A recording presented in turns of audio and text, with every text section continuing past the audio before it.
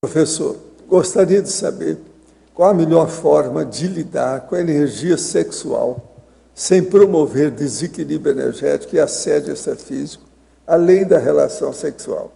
A coisa mais séria é você observar suas fantasias sexuais.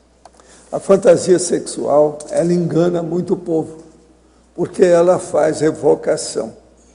E as consciências vêm tirar o desaforo, resolver o problema com a evocação que é feita. Então, o homem que faz evocação de mulher é um problemão.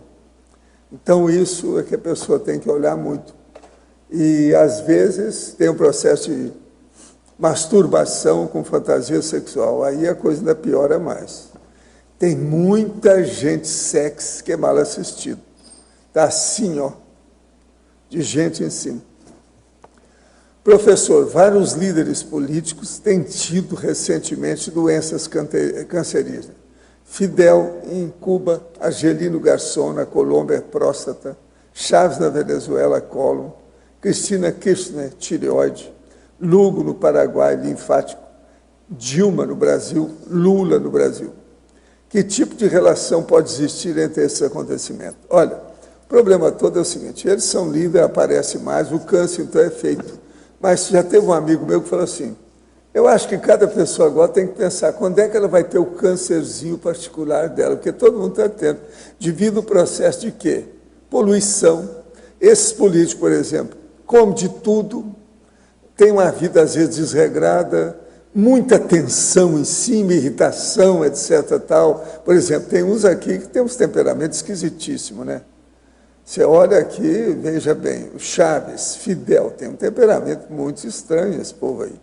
Isso tudo, esse próprio Lugo, que foi bispo, tem que abrir o olho com isso, isso tudo predispõe o processo do câncer. Agora, o problema também deles, coitado, é porque ficam sob pressão. Isso aí da irritação cria problema. Eu, por exemplo, que olho minha vida todo dia, não tive câncer aqui, devido ultravioleta. Quer dizer, então hoje é aquele meu amigo que falou, cada pessoa deve pensar, quando é que vai ter o câncerzinho particular dela, que a maioria está tendo. Aline, é o seguinte, eu gostaria que você explicasse, vocês dois lá se juntaram para fazer esse livro.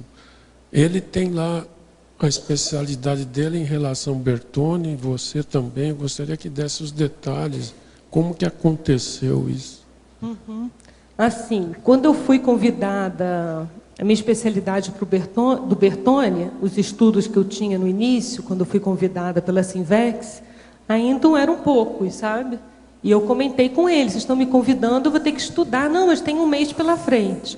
Aí eu comecei a estudar mais o Bertone para preparar a palestra online para a Sinvex. O Evaldo, ele já tinha mais tempo, né? A intensidade de estudos dele é muito maior, porque ele chegou a conhecer familiares da família, do Bertone, ele tinha muito mais livros, né? Se bem que depois, o que aconteceu? Pela internet eu encontrei muita obra, né? E eu fui encontrando obras que ele não tinha. Aí, nesse aspecto, eu comecei a pesquisar junto com ele, né? Ele aprender certas coisas comigo do Bertone, que foi aí que, no decorrer, que antes eu não seria autora, né? Ele mesmo achou por bem, falou assim, não, acho que você tem que integrar como autora, que você trouxe muita novidade do Bertone, que eu nem sabia, né? E aí ele achou que eu deveria ser coautora, eu pensei bem, e eu decidi ser coautora também pensando num traço dele, sabe? Que eu achava que iria ajudar, justamente oposto meu, sabe? Uma dificuldade que eu tenho era uma facilidade dele, né? É uma facilidade dele. Ele tem muita facilidade em ser introspectivo, em trabalhar, em ser independente. Quando ele começou a contar da vida dele, da adolescência, ele falou, eu sempre fui um cara esportista, só que eu sempre gostei de esportes que eu sozinho, sabe? Que eu competisse sozinho.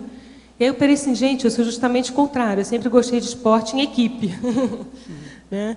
Então, eu via a dificuldade nele de trabalhar em equipe. Eu falei assim, se eu for coautora, além também, claro, né, eu vou estar me ajudando, mas também vou estar ajudando a ele, para ele estar trabalhando em equipe, né? Tirar um pouco ele, às vezes, desse isolamento, a tendência do Evaldo Butura. E eu, o contrário, né, que ele até falou, olha, se você não viesse, claro que ele, né, como um senhor e tal, se você não viesse até mim, eu não iria até você, porque eu não sou o tipo de pessoa que vou até os outros, né? E aí, do temperamento dele. Então, eu também vi esse fator, que no temperamento dele iria ajudar a coautoria, sabe? Ele não ter uma obra sozinho, mas ter uma obra com outra pessoa, sabe? Eu pensei nesse aspecto também, quando eu decidi. Além do que eu falei assim, não, realmente eu estou ajudando, mas eu fiquei um pouco em crise. O que será que eu também estou... Ligo seria melhor, mas quando eu pensei nisso, nessa dificuldade dele de interagir, eu falei assim, vai ser bom para ele também. Mas tá bom. Agora, ele já tinha interesse em escrever alguma coisa do Bertone antes? Como é que... Sim, ele já tinha interesse, ele já tinha parte da obra escrita, essa parte inicial dos pais do Bertone, ele já tinha feito a pesquisa exaustiva, já tinha prefácio do livro, já tinha uma parte escrita, assim, digamos assim, umas 15 páginas, 20 escritas do livro. E aí, assim, outras coisas, assim, eu até pela idade, por exemplo, quem foi ao museu para tirar foto, né, junto com o fotógrafo, quem foi a Assunção para tirar algumas outras fotos, visitar o Jardim Botânico de Assunção, né, que era a Escola Nacional de Agricultura, onde o Bertone foi diretor, eu fui lá também, né? E aí a gente foi dividindo assim os trabalhos, né? E ele traduzindo outras obras e o que ele já tinha escrito, né? E ele ficou também muito feliz em saber que eu aceitei com a autoria. Então, como surgiu o convite dele, né? Aí eu pensei e tomei a decisão com esses aspectos que eu já comentei, né? E também, sim, sou muito grata, porque com ele, é o que eu comento, eu falava com ele, nossa, você é uma enciclopédia ambulante, né?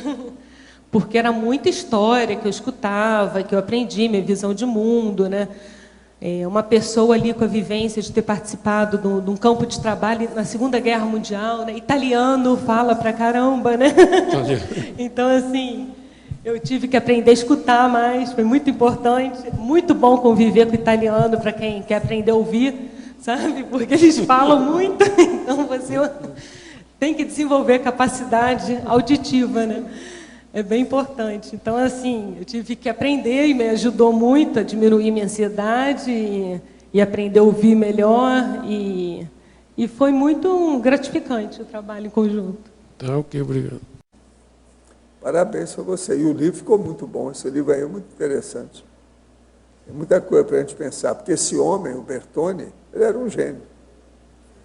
Gênio polivalente. Ele mesmo fez a impressora, os negócios, toda a tipografia dele, aquilo tudo lá. O homem era fora de série. Muito versátil. E na época dele não tinha nenhuma facilidade do jeito que nós temos hoje. Ia no meio do mato, no meio dos índios, no meio das feras, no meio dos bichos, lá fora de série. Logo que eu vim para cá, eu peguei a turma toda, nós entramos num barco e fomos até lá. Você sabe, foi a primeira, o povo nunca tinha ouvido falar em Bertone, aí a turma que veio para cá. Isso foi em 90 e poucos. Depois disso, eu pedi para eles, para ver se melhorava o processo de turismo. Lá naquela ocasião, estava muito difícil subir a montanha para chegar até lá. Eles andaram consertando tudo depois que eu pedi para eles. A turma do Paraguai, entende? Agora, depois também parece que eles andaram roubando muito material do Bertone que estava lá. Quando eu fui lá com a turma, ainda tinha muito material. O laboratório dele, o material que ele guardava, sabe, vidros, muita coisa. O homem era fora de série. E a produtividade, né? Mais de 530 obras. Quando eu vim para cá, a turma nem sabia muita coisa do Bertone, não. A gente é que acendeu mais a memória dele aí para chamar a atenção. Tem muita gente que não conhece na região. Agora, isso foi de 95, eu comecei a falar nele em 95 aqui. Quando você fez a pesquisa sobre o Bertone, você também consultou livros do próprio Bertone? Né? Sim, consultei livros do Bertone. tem outros livros também, tem filhos do Bertone que produziram obras, né? Mas tem biografias do Bertone na Itália, na Suíça. Encontrei, tem vários livros do Bertone que você encontra em sites, né, para baixar. La Civilização Guarani, os 3 volumes, o Evaldo Butura não tinha ainda. Ele ficou bobo. Ele disse, nossa, você conseguiu encontrar no seu computador? Eu falei assim, a internet é um mundo, né? Você encontra. Então, eu baixei, eu comecei, né, a gente começou a traduzir, porque foram obras importantes, antropológicas, né, dos índios guaranis. Aí, complementou mais o trabalho. E foi assim, a internet ajudou, a visita ao Assunção também ajudou muito, né? Lá eu tive acesso a... Hoje já tem uma biblioteca do Bertone, só para o Bertone, foi inaugurada ano passado, tá? Ou melhor, esse ano, né? Foi esse ano que foi inaugurado, 2012. Mas não tinha ainda, estava tudo ainda para ser organizado, mas fui muito bem atendida lá, e me mostraram mapas, eu consegui tirar algumas fotos, né? Então, assim, houve essa pesquisa local. Eu fui a Assunção, fui ao Jardim Botânico em Assunção, que poucos, até paraguaios, sabiam que antes era Escola Nacional de Agricultura, e que Bertone havia sido diretor lá, né? E aí encontrei algumas coisas da Escola Nacional, demorou, né? Estava lá dentro do Jardim Botânico para tirar foto. Aí tirei foto de várias plantas medicinais, da estévia, né? Que ele estudou bastante. Então foi assim, pesquisa local também ajudou muito, do museu, né? Aqui em Porto Iguaçu, ou em Porto Bertone, e também lá em Assunção. Esse museu, que eu já fui faz tempo, você aproveitou também para pesquisa ou sua visitação? Tinha material de pesquisa? Assim? Não deu para aproveitar tanto para pesquisa, porque ele está fechado, o museu, né? Ainda falaram que iam abrir esse ano, estava reformando lá. Tem uma estátua agora do Bertone, dentro do escritório onde o Bertone trabalhava. E quando a gente foi lá, estava até ainda sem luz elétrica, né? Mas era manhã, então abrimos a janela, deu uma boa claridade. Não deu para pesquisar muito, né? Tirei mais foto, assim, mas o museu dá para você ficar uma tarde inteira, assim, dependendo, tem várias especialidades, né, científicas, porque o Bertone ele era, como o professor Valdo até comentou agora, polivalente, versátil, ele estudava várias áreas científicas, pesquisava, então você pode até ir assim para o museu, assim, pontualmente, eu quero estudar plantas, né? Porque lá tem, né, estava lá uma classificação de plantas. Não, eu quero estudar só a vida do Bertone, a história do Bertone. Aí tem, né, ele como imigrante suíço, aí tem toda a trajetória, fizeram uma linha do tempo lá no museu, né? E aí, assim, é um vasto ambiente de pesquisa lá, sabe? Uma vez só não dá para terminar. Se você quiser pesquisar tudo sobre o museu, não dá. Meu conselho é ir mais de uma vez, sabe? Tantas coisas, tantos materiais de pesquisa que tem lá. Tá ok. Foz do Iguaçu tem energia.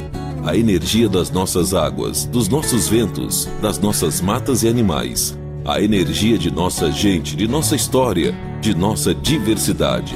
Dia e noite, Foz é energia. A escolha ideal para materializar uma iniciativa pioneira no planeta. Uma comunidade voltada à pesquisa da consciência de modo integral, considerando as bioenergias, as vidas anteriores, as múltiplas dimensões e seus diversos veículos de manifestações, além do corpo físico.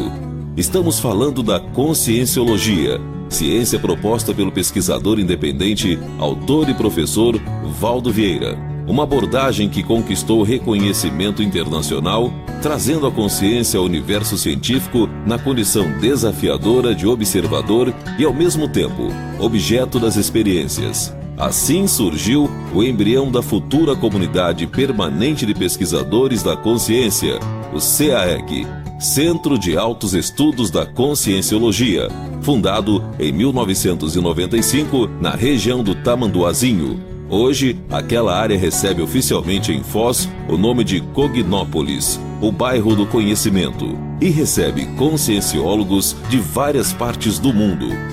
Um grande polo atrator de intermissivistas, aqueles que estudaram em cursos especializados para cumprir as programações de vida com que se comprometeram antes de seu nascimento nesta dimensão física. O CAEC foi o primeiro e continua sendo o mais importante complexo de pesquisa na Cognópolis de Foz do Iguaçu. Ele abriga a holoteca, com centenas de milhares de livros e artefatos do saber. O patrimônio científico da holoteca é oferecido à comunidade de Foz do Iguaçu de maneira pública e gratuita. Também lá se encontra o Holociclo, que reúne os voluntários que se dedicam à linha de produção da Enciclopédia da Conscienciologia, trabalho coordenado pelo professor Valdo Vieira, que já rendeu a publicação de mais de 8.000 páginas. Em 19 de setembro de 2008, a holoteca ganhou o projeto de sua nova casa das mãos do renomado arquiteto Oscar Niemeyer. Assim, o Mega Centro Cultural Holoteca será construído na Avenida Maria Bubiac, ao lado do CAEC. Atualmente, o projeto está em levantamento de recursos para a elaboração do memorial descritivo, o que é necessário para sua aprovação pela Lei Rouanet. No Tertuliarium, diariamente, do 12h30 às 2h30, o professor Valdo Vieira aplica seu curso de longo curso, aberto e sem pré-requisitos a todos os interessados, que podem participar presencialmente ou pela internet. O CAEC, porém, não é o único complexo ali presente e a Cognópolis continua a crescer. O plano diretor para o bairro é formado por extensa área de preservação ambiental, condomínios residenciais e um centro empresarial e de convenções. O Discernimento, que reúne organizações conscienciológicas de voluntariado e empresas de serviços. Muita gente não sabe, mas tudo isso foi e está sendo construído com a força do voluntariado. A Enciclopédia da Conscienciologia e o Mega Centro Cultural Holoteca compõem o eixo central da programação de vida da maioria dos intermissivistas que moram em Foz do Iguaçu.